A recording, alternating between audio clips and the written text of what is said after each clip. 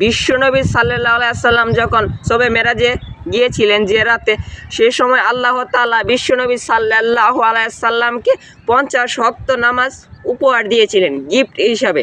যখন বিশ্বনবী সাল্লাল্লাহু আলাইহি সাল্লাম আসছেন, তখন মুসা আলাইহিস সালাম বললেন, বিশ্বনবী সাল্লাল্লাহু আলাইহি সাল্লাম, আপনাকে আল্লাহ তাআলা গিফট হিসাবে কি দিয়েছে?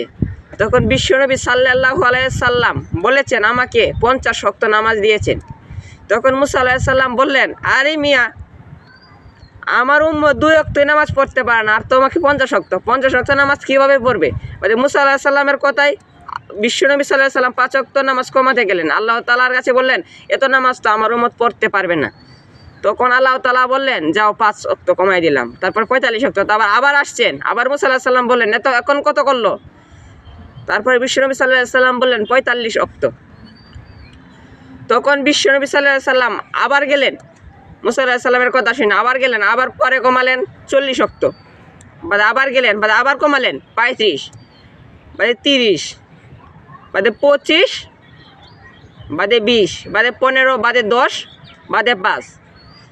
তারপরে 5 ওয়াক্ত নিয়ে যখন মুসা আলাইহিস সালামের কাছে আসলেন বিশ্বনবী সাল্লাল্লাহু আলাইহি সাল্লাম, তখন মুসা আলাইহিস সালাম বললেন, এখন কত? বলে 5 ওয়াক্ত।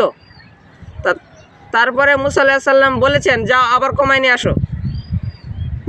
বিশ্বনবী সাল্লাল্লাহু আলাইহি সাল্লাম বললেন, আর কত যাব, আমার এখন শরম করে। তখন বিশ্বনবী সাল্লাল্লাহু আলাইহি সাল্লাম 5 ওয়াক্ত নামাজ নিয়ে আমাদের জন্য এসেছেন। এই নামাজ এখন আমরা কেউ পড়তে চাই না, আমাদের সময় হয় না নামাজ করার, আমাদের সময় হয় না। আমাদের তো সময় থাকে খারাপ কাজ করার, এই করার সেই করার, আমাদের নামাজ পড়ার সময় থাকে না। আমরা সেটা বুঝি না নামাজ পড়লে যে জান্নাত পাবা, সেটা বুঝি না। নামাজে একমাত্র খারাপ কাজ থেকে বিরত রাখবে তোমাকে, এছাড়া কোনো খারাপ কাজ তোমাকে বিরত রাখবে না। নামাজ ছাড়া তুমি ইচ্ছা করলেও চাইতে পারবে না। নামাজ করতে হবে বন্ধু, নামাজ করতে হবে। নামাজ না পড়লেই এই যে দেখো না, কত মানুষ কবরে শুয়ে আছে, তারাও বলতো আজকে না কালকে পড়বো নামাজ, কালকে না আজকে পড়বো নামাজ, কিন্তু তারা নামাজটা পড়ে না। না পড়তে বলতে তারা কবরে চলে গেছে। তুমি কি তাদের মধ্যে হতে চাও না ফরমান?